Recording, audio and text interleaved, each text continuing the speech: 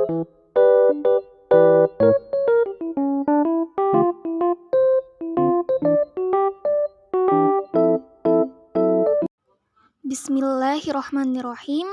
Assalamualaikum warahmatullahi wabarakatuh. Hai anak-anak, apa kabar? Semoga semuanya dalam keadaan sehat ya. Hari ini kita akan membahas tentang iman kepada Rasul Allah. Silahkan kalian siapkan buku dan alat tulisnya. Kemudian sebelum belajar kita berdoa terlebih dahulu. Bismillahirrahmanirrahim. Rabbi zidni ilman warzuqni fahman waj'alni minas solihin. Ya Allah, tambahkanlah aku ilmu dan berilah aku karunia agar dapat memahaminya dan jadikanlah aku masuk ke dalam golongan orang-orang yang soleh. Amin. Baiklah, langsung saja kita mulai pembelajarannya. Di sini terdapat tujuan pembelajaran. Yang pertama, yaitu pengertian iman kepada Rasul. Yang kedua, tugas para Rasul. Dan yang ketiga, yaitu tentang sifat-sifat para Rasul. Kalian semua pasti tahu bahwa kita sebagai manusia diciptakan oleh Allah Subhanahu wa Ta'ala untuk beribadah kepadanya. Sebagaimana yang dijelaskan dalam Quran surat Az-Zariyat ayat 56. Wa ma khalaqatul jinna wal insa illa liya'budun. Yang artinya, dan aku tidak menciptakan jin dan manusia, melainkan supaya mereka mengabdi kepadaku. Lalu, bagaimana cara kita beribadah kepada Allah? Maka dari itu, Allah mengutus para nabi dan rasul untuk mengajarkan kita cara beribadah kepadanya. Tahukah kalian perbedaan nabi dan rasul? Setiap rasul pastilah nabi, tapi setiap nabi belum tentu rasul. Nabi adalah manusia yang diberi wahyu oleh Allah Subhanahu wa Ta'ala, tetapi tidak wajib disampaikan kepada umatnya. Sedangkan Rasul adalah seseorang yang mendapat wahyu dari Allah Subhanahu wa Ta'ala dan wajib menyampaikan kepada umatnya. Jadi, beriman kepada Rasul adalah meyakini dengan sepenuh hati bahwa Allah Subhanahu wa Ta'ala telah mengutus Rasul-Nya untuk menyampaikan wahyu kepada umatnya. Selanjutnya adalah tugas para rasul. Yang pertama, pembawa ajaran tauhid, artinya mengesahkan Allah, beribadah dan percaya hanya kepada Allah Subhanahu wa Ta'ala. Kemudian yang kedua, sebagai pembawa kabar gembira bagi orang-orang yang taat, yang beriman kepada Allah, bahwa nanti kebaikannya akan dibalas di surga.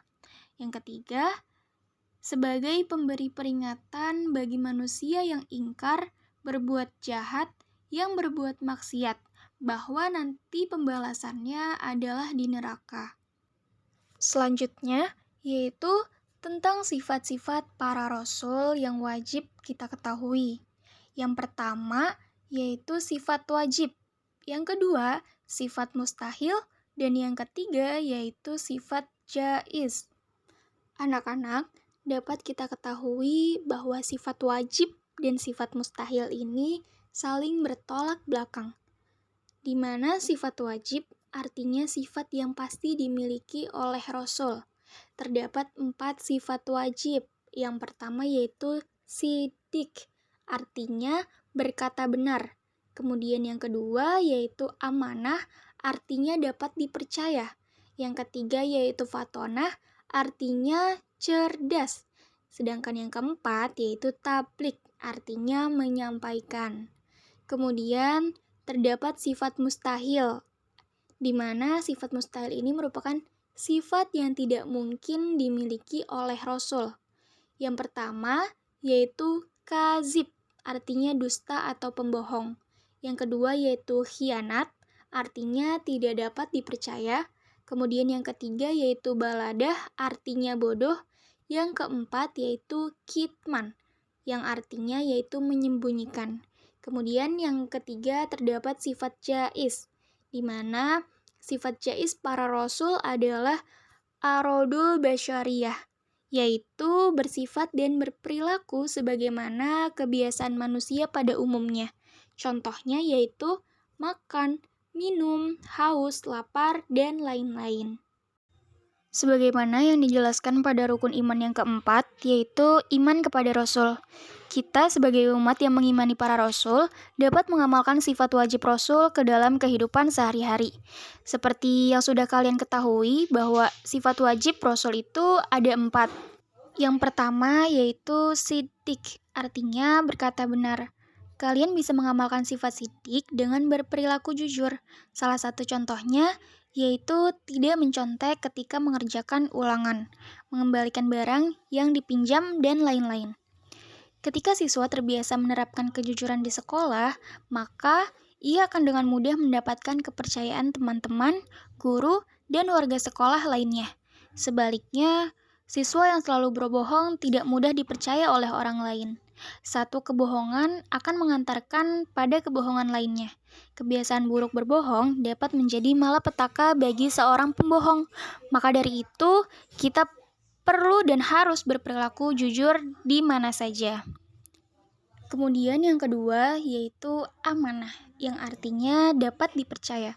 Salah satu contoh menerapkan sifat amanah di lingkungan sekolah adalah melaksanakan tugas piket jika jadwal piket telah tiba. Lalu yang ketiga yaitu fatonah, artinya cerdas. Kalian bisa menerapkan sifat ini dengan belajar yang giat, bersekolah dengan rajin, dan rajin membaca. Dan yang terakhir yaitu tablik, artinya menyampaikan. Kalian bisa mengamalkan sifat ini dengan menasehati teman-temannya untuk disiplin. Baik, telah sampai ke penghujung waktu di mana pelajaran pada hari ini kita cukupkan.